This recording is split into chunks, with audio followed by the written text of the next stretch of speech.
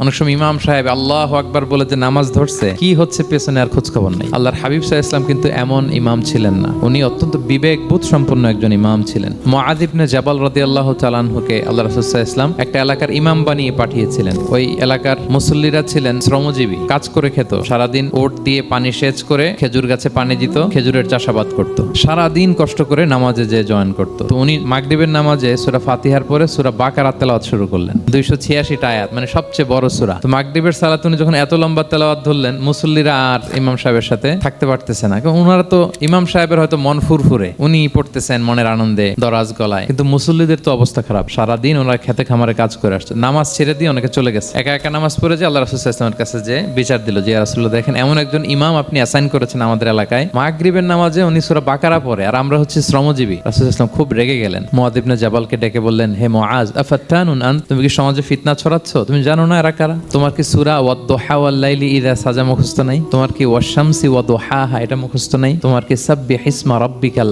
আ'লা এই সূরাগুলো তোমার জানা নাই? উনি বললেন জানা আছে। তো এগুলো রেখে দিয়ে মাগরিবের নামাজে কেন সূরা বাকারা ধরলা? তোমার মুসল্লিরা তো শ্রমজীবী মুসল্লি। একজন ইমামের দায়িত্ব হচ্ছে পেছনে কারা আছে এটা খেয়াল করা।